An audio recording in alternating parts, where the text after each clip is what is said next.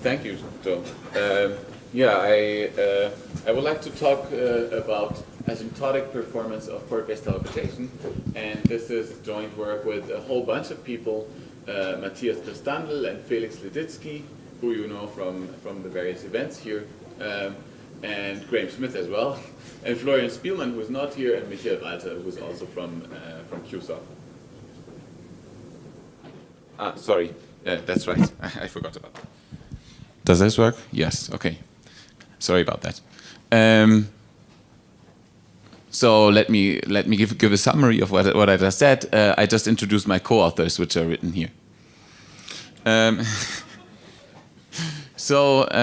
We would like to understand the asymptotic performance of port-based teleportation. So let me first introduce port-based teleportation. To do that, let's first have a quick look at standard teleportation, because that's instructive, although it was already shown in the last talk. So here are two players, and they share an entangled state A prime B prime, and Alice has an input system A. And now the protocol proceeds, the goal is to send A to B, and the protocol proceeds as follows. Alice measures, sends the outcome to Bob, and Bob applies some correction unitary, and if everything went right, then now Bob should like Bob's system should be in the state that Alice's system was before the protocol was started. Port-based teleportation is a variant of this, which was introduced by Ishisaka and Hiroshima in 2008. And there's two main differences. So first of all, Alice and Bob now share a big entangled state with n systems on each side. And then, after Alice has applied a measurement and sent the outcome to Bob, which is actually a number between 1 and n, the only thing Bob has to do to correct, instead of the correction unitary, is to pick up the system I and like discard all the other ones. And now, again, the goal is, of course, that this BI system should be in the same state as Alice's system A was before the protocol. So first, at first sight, this might actually not seem so interesting, because it's kind of just a bloated version of original teleportation. But it has a nice property which enables a couple of applications. And this property is what we call the simultaneous unitary covariance property. So here's another picture of port-based teleportation. So in any protocol, of course, if Bob wants to apply a unitary to the output of the protocol, he can just wait until the protocol is finished and then apply the unitary, right? But in this case, Bob has a different option at hand, which is actually applying, before even receiving the port number I, applying the unitary to every one of these output systems. And then after receiving the port number and picking up the system, the effect is the same.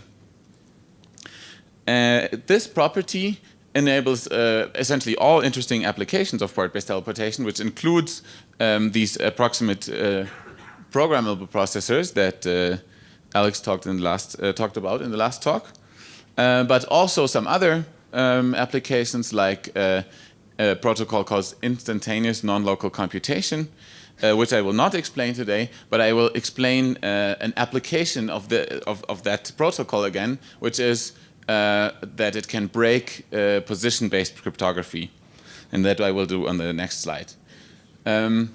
On the other hand, this also leads to the fact that port-based teleportation cannot be implemented perfectly with finite resources, and therefore there's an interesting trade-off between the number of ports used for this protocol and the error incurred. So here's a picture of a situation of a position-based cryptography task. So this is called position verification. We have a prover here, and it's situated somewhere in the convex hull of some verifiers that are distributed in space. And they want to run some interactive protocol, and after that, the verifiers should be convinced, without trusting the prover, that the prover is exactly in the location where he claims to be. Classically, this is impossible to achieve. That's a well-known result, because the prover, if there's many provers, malicious provers, that are distributed in a similar configuration, triangular in the setting, they can cheat. And for some time, people thought maybe quantumly one could achieve this. And then there came out a result that said quantumly is also impossible, at least with unconditional security. But all the known attacks, or the best known attack, is based on port-based teleportation, and it's very expensive. So this essentially is a killer application for quantum computation, because you can do something that you cannot do classically, and that's position verification under computational assumptions. And the assumption in that case would be the hardness of this instantaneous non-local computation. Of course, the best would be to characterize that protocol, but that's very hard. So basically, the best evidence we have is by characterizing port-based teleportation to answer the question how expensive exactly are the attacks. So therefore, characterizing the resource requirements of port-based teleportation is very important, and not only for that, but also in case you want to actually implement a protocol for it, or for instantaneous non-local computation on a near future quantum computer, maybe. There are two variants of port-based teleportation. There's a plain variant and one with heralded error. So the plain variant, it just accepts that there will be an error. And the figure of merit in this case is the fidelity, the entanglement fidelity of the channel resulting from the protocol. The heralded version, there I want that unless the protocol reports an error, I want a perfect identity channel. So in this case, the figure of merit is the success probability P. And then there's, for each of these two variants, there are two main protocols that are studied in the literature. One of them just uses maximally entangled resources. So that's very simple, but it turns out not to be optimal. And then the other protocol is just the best possible protocol. And we denote these by superscript EPR and superscript asterisk, respectively, if we talk about the figures of merit. Okay, so let me give you an overview over the results, and let me start with the previously known results, only the ones that are closed form. So first of all, already in the seminal paper, Ishisaka and Hiroshima proved that the protocol with maximally entangled states, which we also sometimes call the standard protocol, has a fidelity that's lower bounded by this expression here, 1 minus d squared minus 1 over n. So here d is the input dimension of the port-based teleportation protocol, and n is the number of ports. So here you can see that the error scales like 1 over n. Another result that was later derived by Ishisaka is that any port-based teleportation protocol, so in particular the optimized one, has a fidelity that's upper bounded by 1 minus an expression that scales like 1 over n squared. So this is of course a much smaller error, but up until now it was not known whether this bound was tight. And then there's also some work on the probabilistic case. So recently Studzinski et al. Proved an exact formula for the success probability of the fully optimized protocol for probabilistic port-based teleportation. And one can observe that here the failure probability scales like 1 over n, although it's fully optimized. So it seems like if this result here is tight, then one pays a price for the heralding. So let's turn to our results. So we were able to prove that asymptotically for large n, for a large number of ports, essentially this lower bound here was tight. So the fidelity is actually equal to 1 minus d squared minus 1 over 4n, so the constant is a bit different, plus lower order terms.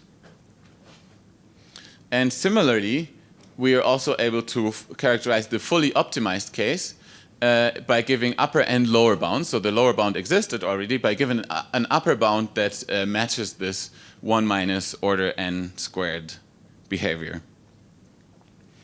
And then, last but not least, we can also characterize the last missing scenario, which is the probabilistic protocol with maximally entangled states.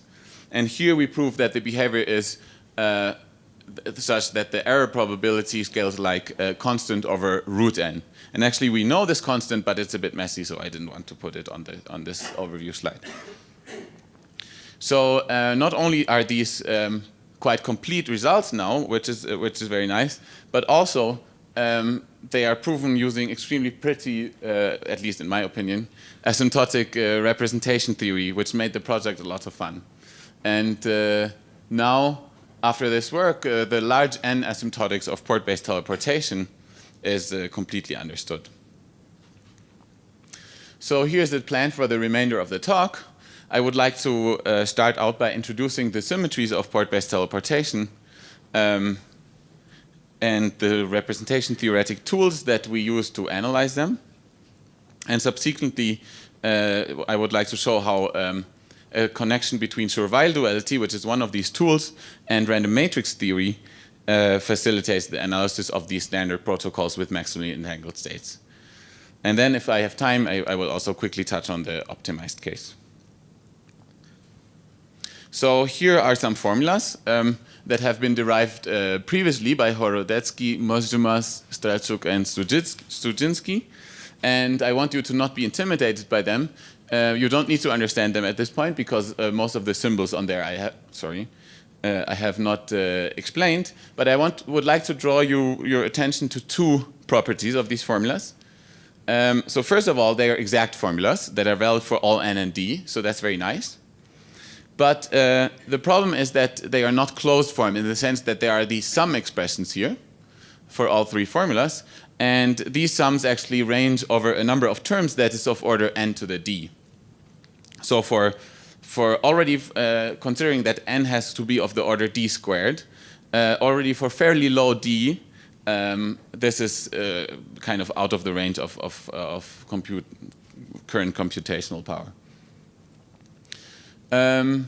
So these formulas are too complex for large d, but luckily they have simple asymptotics for large n and arbitrary d, and that's what we figured out and have exploited to derive the formulas on the last slide. Okay, so let me start by introducing the symmetries of port-based teleportation. So here's another picture of port-based teleportation. The first observation is Bob really doesn't care on which output port he obtains the message. So therefore, the problem has a permutation symmetry, Sn symmetry. And on the other hand, the protocol should work equally well for all input states. So this kind of hints at the fact it's a bit less obvious, but this should imply that there's also a unitary symmetry in the problem. And that's good because therefore one can prove that it's possible to choose the resource state and Alice's measurement to be invariant under these two symmetries. Therefore, we can analyze these objects using representation theory, and here are some representations of the unitary and symmetric group. They're not exactly the relevant ones in this scenario, but they're a bit simpler and will suffice for us to understand somehow the relevant parts of the theory. So we have n copies of CD, so we can think of these as Bob's ports, for example. And now we have this representation u goes to u to the tensor n that applies the same unitary to every copy of CD. And then we have this other representation of Sn that just permutes the copies of CD. The first observation is that these two representations actually commute, because it doesn't matter whether I first apply the same matrix to every system and then I permute them, or I do it the other way around. So here's an intermezzo slide to give like the notation that's used for the irreducible representations of these two groups. Both of these sets of irreducible representations are actually labeled by something called Young diagrams or by integer partitions. So Young diagrams are a visualization of integer partitions, and these are examples of Young diagrams. So this, for example, is a partition of the number 11, and it's partitioned into parts 5, 3, 2, and 1, and they are always ordered in non-increasing order. So for each partition of the number n, let's call this partition alpha, there's an irreducible representation of Sn that we call bracket alpha. So that's just a vector space where Sn acts on, and its dimension is d alpha.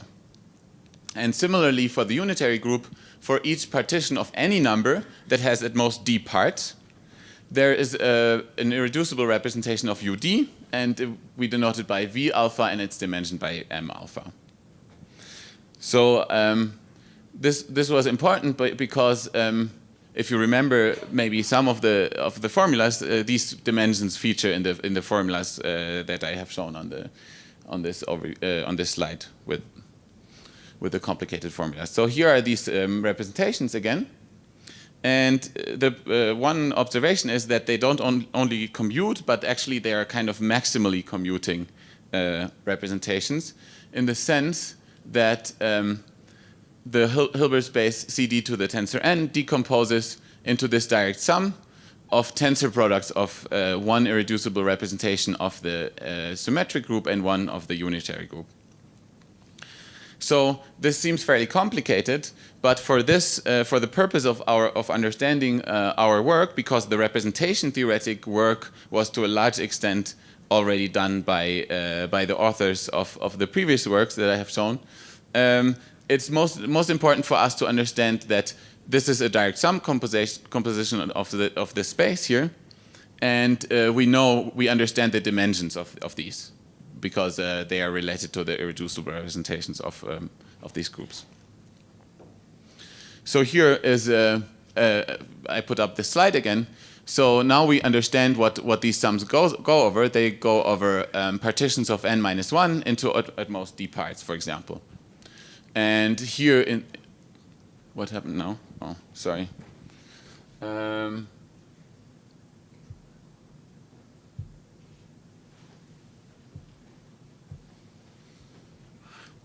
And in most of them, these dimensions feature here, right?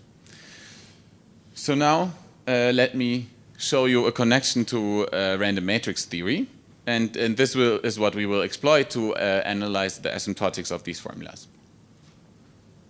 Here's Schur-Weyl duality again, and of course this direct sum decomposition defines a projective measurement. So for each of these sectors alpha tensor V alpha, we have a projector P alpha onto it. And all these projectors together define a projective measurement on the space CD to the tensor n. It turns out that, and this is a fairly well-known result in quantum information theory, that you can use this projective measurement to estimate the spectrum of a density operator.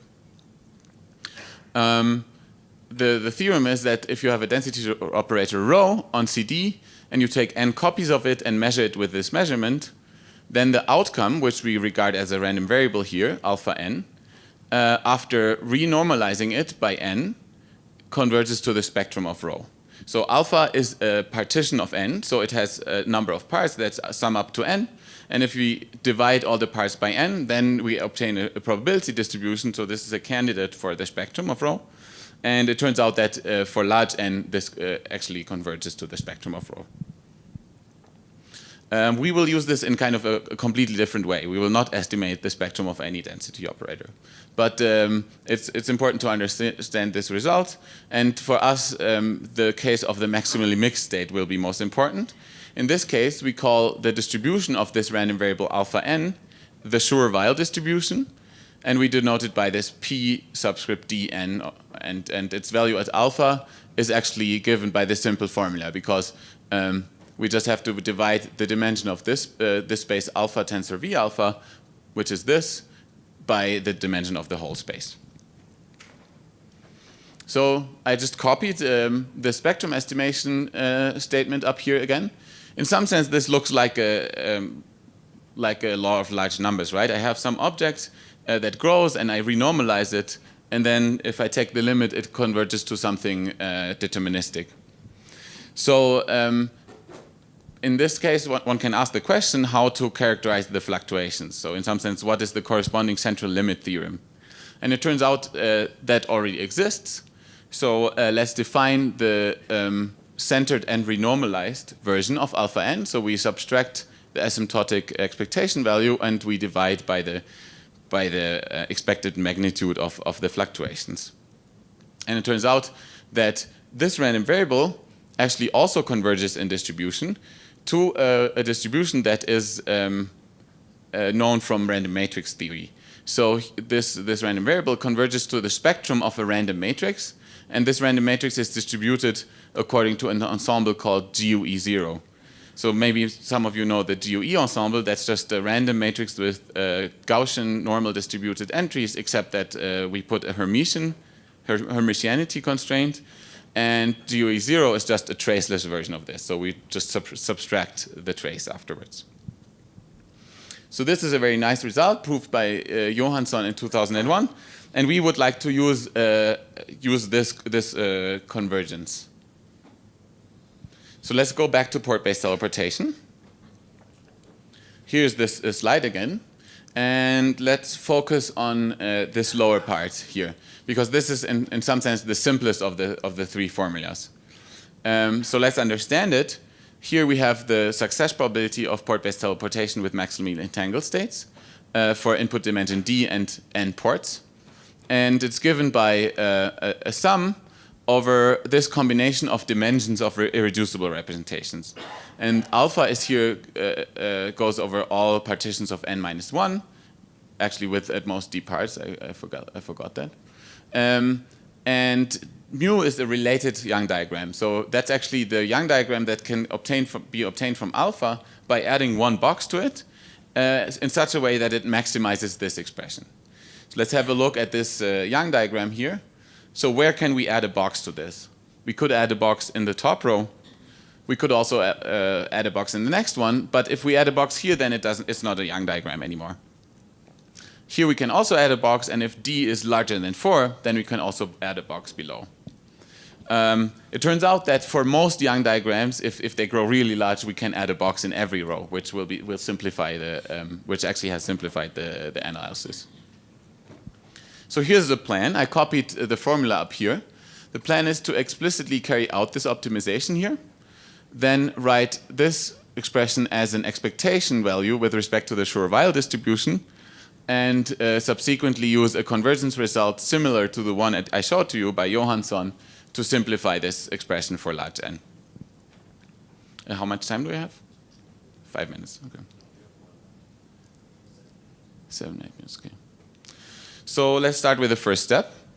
Here's a lemma. So for mu obtained from alpha by adding a box in row I, this ratio of dimensions here has an extremely simple expression. It's just the length of the ith row minus I plus d plus 1 divided by n. And therefore, this optimization up here is carried out easily because this number here is non-increasing with I. This number is non-increasing with I. So it's the optimal to add a box in the first row. So we know now that mu star is alpha with a box added in the first row. So I copied that up here, just to remind ourselves. And now the second step. So now we want to write this here as an expectation value with respect to the Schur-Weyl distribution. For this, we just rearrange it a little. We pulled this d to the minus n plus 1 in here. We split up this m alpha into two parts, one here and one here, and we multiply by d alpha and divide by d alpha. So now, this is actually the expression that you might recognize as the explicit formula for the Schur-Weyl distribution. So we can just as well write this as 1 over d times the expectation value over alpha distributed according to the Schur-Weyl distribution of this ratio of dimensions. But this was exactly the ratio that we simplified in the last lemma, so therefore we get this even simpler expectation value. Now, let us remind, yes, I would like to remind you of this convergence result here. But it turns out that we have this expectation value, right? And convergence in distribution doesn't imply that expectation values converge. So what we need is a strengthening of this result that guarantees that certain expectation values converge. And that's this theorem here. Let me walk you through it. So for any polynomial, and for this particular set of functions of the variables a, the expectation value of the polynomial of A times the function of A, and A is this scaled and centered version of the Schur-Weyl distribution. Actually, this expectation value converges, and its limit is given by the expectation value of this polynomial and the related function. Actually, the limit of these functions evaluated at the spectrum of a random matrix that's distributed according to this GUE0 distribution. And what are these functions? So these functions, they are functions of alpha I minus alpha j, and then it's a bit regularized by this term. Okay, these powers here, they can be negative. They can be as negative as -2 minus a bit. So although if this difference here gets small, this actually becomes of the order n for each of the terms, and there are like d times d minus 1 factors here. So this will become very large for certain values of A. It turns out that the expectation values converge. And the proof of this is some kind of level repulsion theorem for the Schur-Weyl distribution, because it bounds the probability that these two actually get close. So now this is actually all we need. So now we just have to apply it to the case of the success probability, and what we get out is this very simple formula: 1 minus root d over n minus 1, and then the expectation value of the maximal eigenvalue of a GUE0 matrix. And actually that's the same as the maximal eigenvalue of a GUE matrix. Similarly, we can do the same exercise for the fidelity of the deterministic one. It's a bit more complicated, actually. The formula is just more complicated and requires a lot more algebra, but in principle it works the same. So let me very quickly comment on this. So this is the fully optimized case, and this is the formula. Here the sum is taken over pairs of Young diagrams that differ by adding a box and subtracting a box. And it turns out that this object here is actually a graph Laplacian on the root lattice of the unitary group. If you don't know what this is, just think it's some lattice, and I take some subset of this lattice, which is a graph, and on this we have a graph Laplacian. And it turns out that we can use this fact to build a protocol here for this fully build a protocol and therefore lower bound the fidelity of the fully optimized case. And it's given as 1 minus something that scales like n to the minus 2 and depends on the principal eigenvalue of the Dirichlet Laplacian, like a continuous differential operator with Dirichlet boundary conditions on the set of ordered probability distributions with d outcomes. So this is just some subset of Rd, d minus 1 dimensional, and on this we can have a Laplacian, a Dirichlet Laplacian, and the lowest eigenvalue of this shows up in this constant. Okay, as a corollary we get the scaling that I showed before. So to summarize, we have this picture here where all the 4 cases are now characterized. This one was characterized before, and the other 4 were characterized in this work asymptotically up to next to in leading order in n. So the conclusion is representation theory helps to analyze port-based teleportation, but it leads to very complex formulas that are hard to evaluate, and we have found a way to analyze their asymptotics and give simple closed form formulas in this case by exploiting a connection between Schur-Weyl duality and random matrix theory. And a surprise appearance of the Dirichlet Laplacian allowed us to characterize the fully optimized case. Thank you very much for the attention.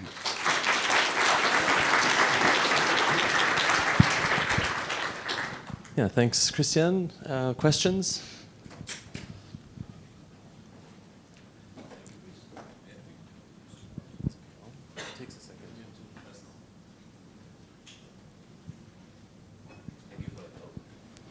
Is it working? Yes. Yeah, is it working? So, maybe I didn't understand it well, but you have enforced some unitary invariance in your protocol, right?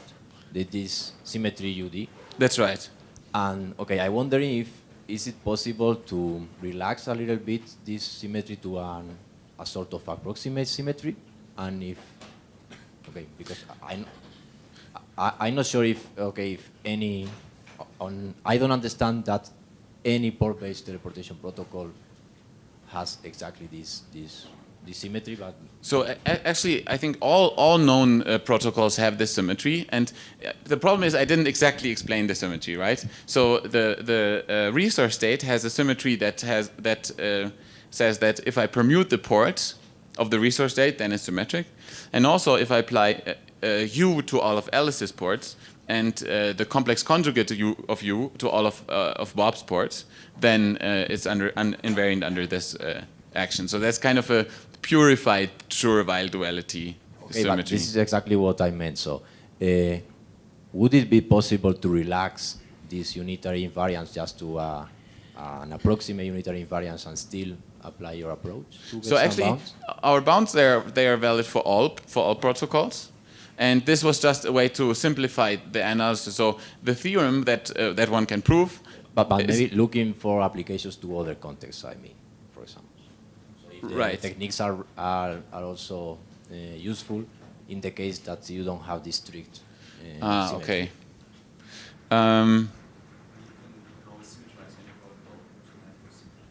Yeah, but if this scenario doesn't have, if we apply it to some different scenario and this doesn't have the symmetry, I don't know how to treat approximate symmetries. Actually, I think there's some work on this, but I'm not familiar with it. Aaron? So it's nice how you make these connections to things like this Laplacian and random matrix theory. Do you have any? Can you give any kind of intuition about maybe after the fact why these are reasonable things to have occurred? For example, the random matrix theory connection to the Johansson to these polynomials. You might say, well, that's what happens if you do state tomography on a random density matrix. I'm not sure if that's accurate, but something like that might be true. But the Dirichlet Laplacian, it's hard for me to even guess why this any intuition for it. That's right. So that's why I put the word surprise here, because I literally have no intuition whatsoever why it should appear. It just turns out, if we go back here a couple of slides.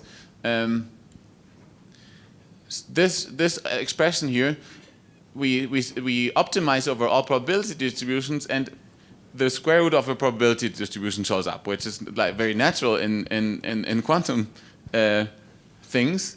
But it turns out that this expression is just the graph Laplacian. But I have no explanation why it appears in this formula.